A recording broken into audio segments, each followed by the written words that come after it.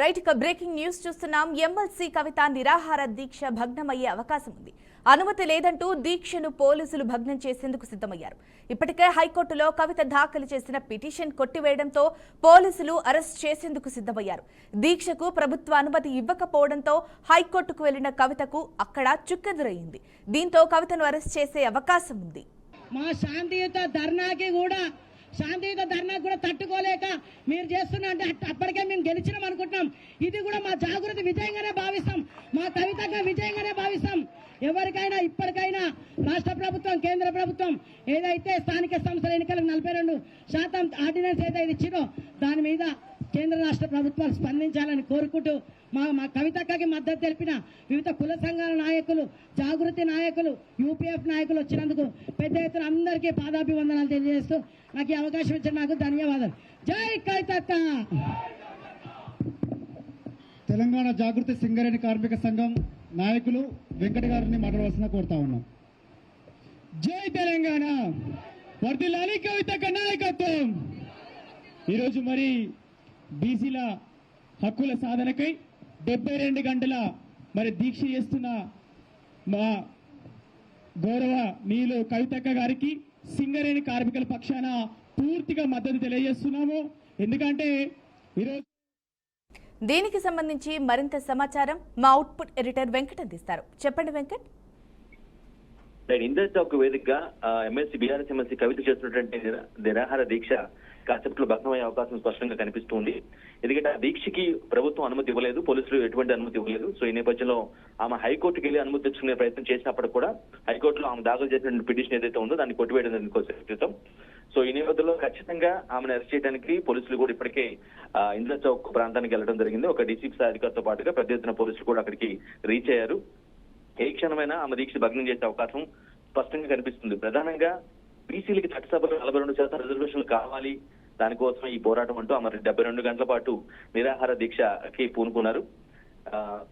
అంటే ఏదైతే ప్రభుత్వం చెప్తుందో, తెలంగాణ ప్రభుత్వం, కాంగ్రెస్ ప్రభుత్వం 42% రిజర్వేషన్ కల్పిస్తామని చెప్తున్నప్పుడు కూడా కొంత దాంట్లో డిలే కావచ్చు, లేదంటేనేమో ముస్లింలకు సంబంధించిన రిజర్వేషన్లు దాంట్లో ఇంక్లూడ్ చేయడం, ఆ 42% రిజర్వేషన్ లోనే ముస్లింలకు సంబంధించిన ప్రత్యేక రిజర్వేషన్లు 10% కూడా అందులోనే ఇంక్లూడ్ చేసి చెప్పడం, దాని మీద క్లారిటీ ఇవ్వకపోవడంతో ఖచ్చితంగా 10% అదనంగా ముస్లింలకు ప్రత్యేకంగా రిజర్వేషన్ కల్పిస్తూనే 42% సంపూర్ణంగా బీసీలకి చట్టసభలో రిజర్వేషన్ కల్పించాల్సిన అవసరం ఉందనే డిమాండ్ తో కవిత 72 గంటల పాటు నిరాహార దీక్ష చెప్పడం జరిగింది.